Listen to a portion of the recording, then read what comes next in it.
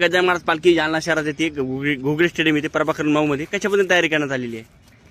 नमस्कार, मी महावीर रामकुमार ढक्का, प्रभाग क्रमांक 9चा नगरसेवक आहे. आमचे भाग्य है जे गजानन महाराजाची पालखी घोगरे स्टेडियममध्ये दरवर्षीप्रमाणे येते.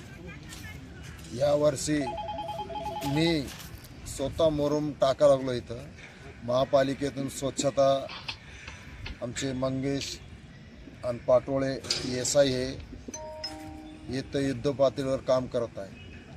अग्निशमकवाले पानपट्टी हे तरी येणार आहे. लाईट बी आपण महापालिकेतून स्वतः उभं राहून करून घेतलेले.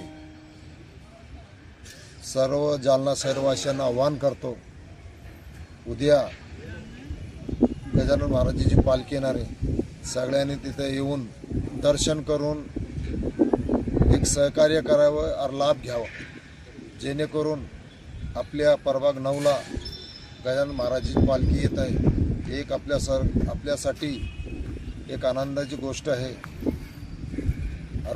आम्ही जे सेवा करणार आहे, उद्या आम्ही येणाऱ्या पालखीवाल्याला भक्ताला फराळाचं वाटपसुद्धा आमच्यातर्फे आमच्या मित्रमंडळातर्फे करणार आहे.